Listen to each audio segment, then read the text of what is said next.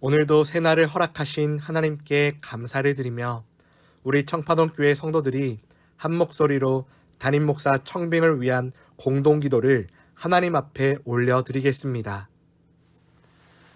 교회의 역사를 주관하시는 하나님, 청파동 교회가 빠르게 변화하는 이 시대와 장차 달라질 예배당 주변 환경에서도 맡겨주신 사명을 감당할 수 있도록 청파동 교회를 새롭게 변화시킬 목사님을 찾고 있습니다.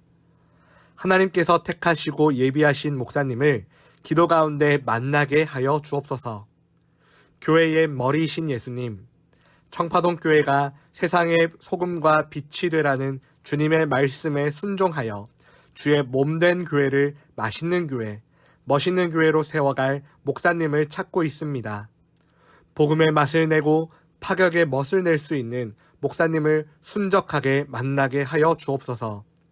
교회와 성도를 도우시는 성령님, 세우신 청빙위원회 위원들에게는 함께 협력하는 마음을 주시고 청파동 교회 성도들에게는 성령의 충만함을 허락하여 주셔서 선한 목자이신 예수님처럼 성도들을 사랑으로 목양하실 목사님을 만나게 하여 주옵소서. 예수님의 이름으로 기도드립니다. 아멘. 예수님은 처녀의 몸에 잉태되어 독특한 방법으로 탄생하셨습니다. 이러한 초자연적 탄생에는 그래야만 하는 분명한 이유가 있었습니다.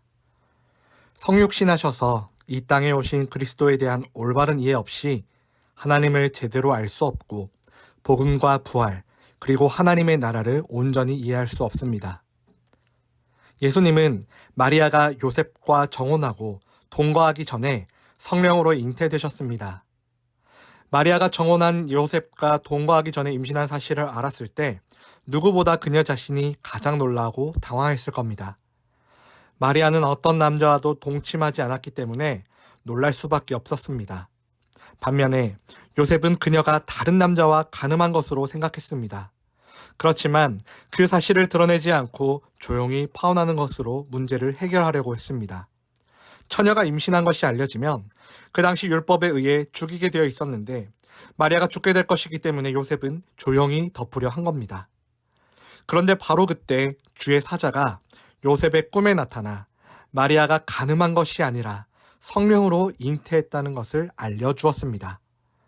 또한 아이의 이름을 구원자라는 뜻의 예수라고 지을 것을 명령하면서 그 아이가 자기 백성을 그들의 죄에서 구원할 구원자, 곧 메시아라는 사실을 알립니다.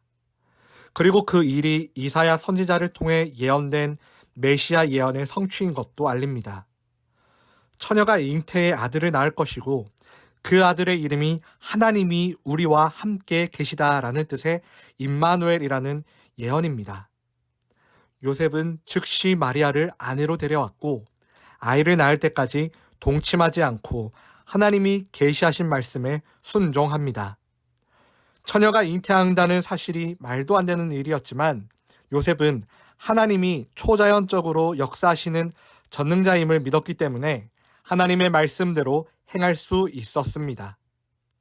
성도는 하나님의 뜻이면 반드시 이루어진다는 사실을 의심하지 말고 하나님의 말씀대로 순종해 하나님의 말씀이 성취되는 데 쓰임받아야 합니다. 메시아이신 예수님이 이 세상에 오실 때 일반적인 잉태 방식이 아닌 성령의 초자연적 역사를 통해 동정녀에게 잉태되신 이유가 있습니다. 아담이 하나님과 맺은 언약을 어긴 결과 아담 아래 태어난 모든 인류는 원죄를 안고 태어납니다. 자연인 상태에서 하나님 앞에 죄인이 아닌 자가 하나도 없는 이유입니다. 이 죄의 대가는 오직 사망입니다. 그래서 모든 인류는 죄로 인해 하나님과 영원히 분리되는 영원한 사망에 처할 수밖에 없었습니다. 하나님은 인류의 죄 문제를 해결하시기로 작정하시고 죄인을 대신해 당신의 아들 예수님이 대신 죽는 방법을 선택하셨습니다. 그런데 예수님이 당신의 생명으로 죄인들의 죄값을 치르시기 위해서는 죄의 영향으로부터 자유로워야 했습니다. 그래서 예수님은 아담 아래 태어나시지 않고 동정녀의 몸을 통해 성령의 잉태로 성육신하신 겁니다. 예수님이 죄 아래 태어나셨다면 예수님의 십자가 죽음은 인류의 죄를 없애기 위한 대속의 죽음이 되실 수 없었기 때문입니다. 그리스도 안에서 대속의 은혜를 받은 성도는 하나님이 자신을 구원하시기 위해 어떠한 대가를 치르셨는지를 분명히 깨달아야 합니다. 성도는 하나님이 베푸신 그 큰 사랑과 은혜 가운데 하나님께 영광 돌리는 거룩한 삶을 살아야 합니다. 또한 하나님이 자신에게 베푸신 그 사랑으로 이웃들을 사랑하고 그들의 영혼이 그리스도 안에서 구원을 받도록 힘쓰며 하나님의 사랑을 실천해야 합니다. 모든 성도는 그리스도의 대속의 은혜로 죄 사함을 받아 의인으로 칭함을 받았고 죄인에서 하나님의 자녀로 신분이 바뀌었습니다. 그러므로 성도는 하나님의 양자된 자로서 예수 그리스도의 희생과 사랑을 본받아 예수님을 닮아가는 거룩한 삶을 살아가야 합니다. 하나님을 안다는 것, 예수님을 안다는 것은 지식의 문제가 아닌 존재의 문제이며 구원의 문제입니다. 예수님의 오심을 기뻐하고 감사하는 이 성탄절에 예수 그리스도를 아는 우리의 지식이 더 풍성해지기를 주님의 이름으로 간절히 축원합니다.